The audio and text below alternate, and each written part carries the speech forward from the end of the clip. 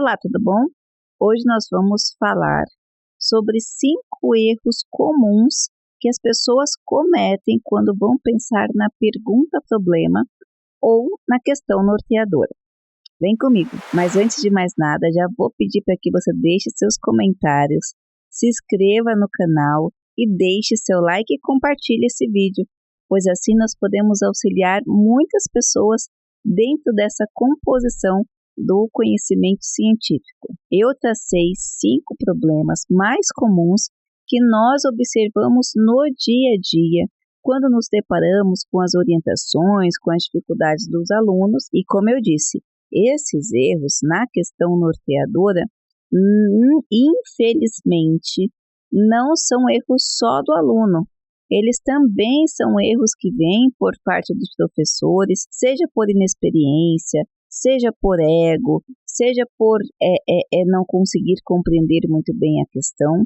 Mas o que eu vou trazer aqui para você agora são erros, que ocorrem e que você deve pensar quando você for compor a sua pergunta-problema. O primeiro erro que nós vamos falar é você não fazer pesquisa para pensar numa pergunta-problema. Então, nós já falamos, você pensa num tema, se você quer se direcionar para o assunto, o mais correto para você ver quais são as lacunas e como você pode fazer para direcionar o seu trabalho é fazer uma pesquisa sobre o assunto. Escolha uma base de dados.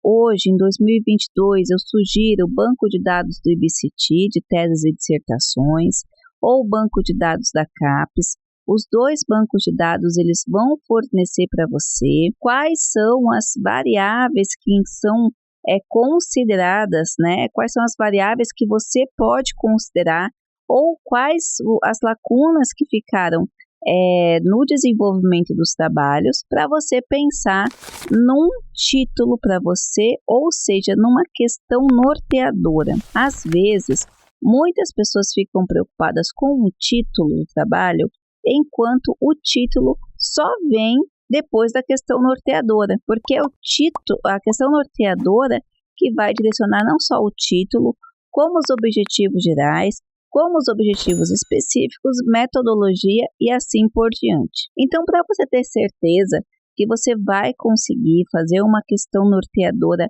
pertinente, que você vai conseguir traçar um problema, que você possa responder o que eventualmente ainda não está na literatura, já procure fazer uma pesquisa antecipando-se.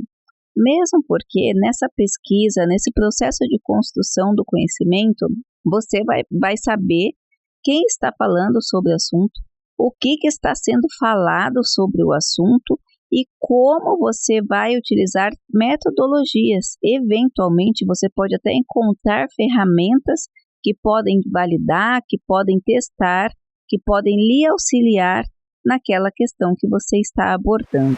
A outra dica que eu tenho para dar para você é com relação à ambição da elaboração da pergunta.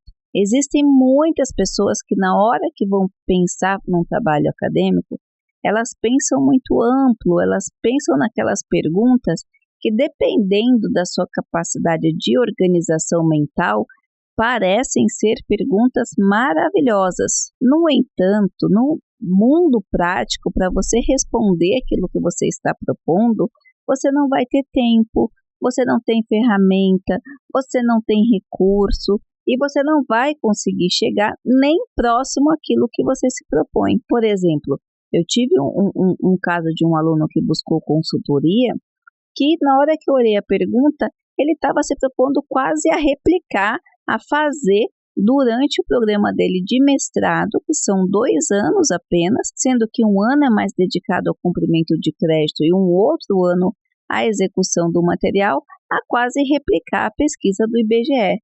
Quer dizer, se é difícil para o IBGE organizar as pessoas, ver as perguntas, fazer os cálculos estatísticos, imagina para um único pesquisador fazer tudo isso. Então, cuidado com a sua questão problema. Tenha pé no chão, veja o que você vai conseguir fazer.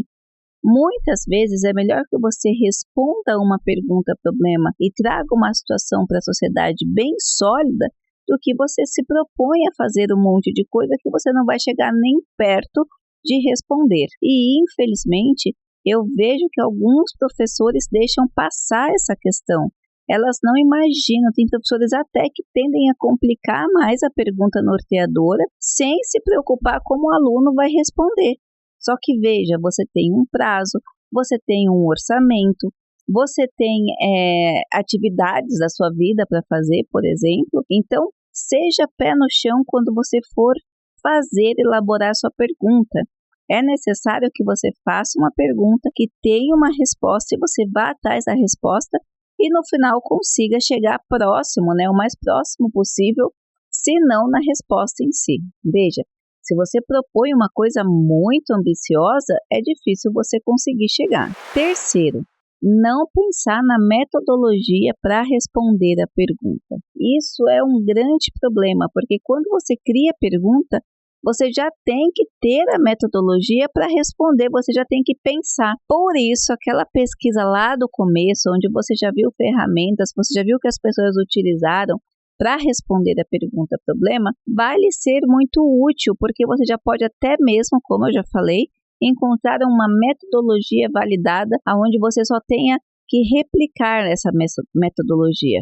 Então, aquela pesquisa vale a pena para você fazer agora. Em quarto lugar, é você tentar não complicar o português, porque isso pode confundir o objetivo real do trabalho. Esses dias eu estava conversando com um amigo e aí ele tinha o objetivo de investigar, de trabalhar investigando com as relações, as atuações de um determinado tipo de profissional. E aí a professora dele, não, vamos colocar um nome para esse profissional. Aí colocou um nome que quem olhava invalidou todo o material, porque ficou confuso. Ficou aquela coisa tipo, quem são esses profissionais atuantes nisso, disso? Então, muitas vezes as pessoas, ao invés de simplificar, deixar um português inteligível, deixar um português que seja claro para todo mundo que está deparando com o trabalho, colocam uma linguagem absurda que não dá para entender o que a pessoa quer. Conclusão: às vezes, mesmo que um pesquisador ou alguma coisa de área ou algum cliente esteja investigando aquele material ou esteja investigando sobre aquele assunto, vai passar batido e seu material não vai contribuir para nada, porque para os profissionais, para os acadêmicos que trabalham naquela área, aquela composição de pergunta ficou confusa, não deu para entender que era relativo àquele tipo profissional. Então, preste atenção, isso eu só dei um exemplo na sua questão problema, na sua questão norteadora. Tem que estar claro, as pessoas, o trabalho não é só seu, o trabalho acadêmico ele deve servir para uma comunidade, seja científica, seja laica. Então, essa comunidade tem que conseguir pegar o seu material e entender o que está sendo falado ali para que ela possa replicar e utilizar. Afinal de contas, a gente não faz trabalho para a gente faz trabalho para a comunidade, seja científica como não científica. E o quinta coisa é também nessa situação do sentido da pergunta, para você não cair em problemas. Então, por exemplo, palavras como análise de discurso, se você coloca no seu tema qual é a análise de discurso, dá a entender que você está usando a teoria da análise de discurso. Então, se você tiver, você vai ter que trabalhar com esse conceito. Problemas que trazem questões conceituais como modernidade, pós-modernidade, você vai ter que esclarecer no seu trabalho qual é o sentido que você está se apropriando. Sustentabilidade, a mesma coisa. Existem conceitos, existem palavras que ou não tiveram ainda um conceito totalmente definido ou possuem conceitos ambíguos ou ainda conceitos que têm várias linhas de discussões. Então, quando você utilizar palavras como essa, você tem que tomar cuidado de como você está fazendo para organizar ou para deixar isso claro no decorrer do seu trabalho. É necessário uma existência, um motivo de existência para cada coisa que você coloca no material, sempre tomando cuidado para as outras questões que eu trabalhei acima, das questões de ego, de ambição, de não pensar nas consequências da metodologia que você está propondo. Tudo que você coloca tem que ser passível de execução. Ultimamente eu tenho visto que algumas situações, quando a pessoa redige muito bem e o professor deixa escapar por confundir ali a dissertação, a forma que a pessoa redige com a questão norteadora, com os objetivos do trabalho, corrompe todo o trabalho, porque parece que o trabalho vai chegar num caminho, parece que o trabalho vai ter uma contribuição, mas no final é um trabalho confuso que não chega a lugar nenhum. Isso é muito complicado. Nós estamos numa época que nós temos que pensar em que nosso trabalho contribui. Por isso, uma questão norteadora bem formulada pode auxiliar não só a ciência, como o seu trabalho, como a comunidade de uma forma geral. Pense nisso. Um grande abraço e até a próxima!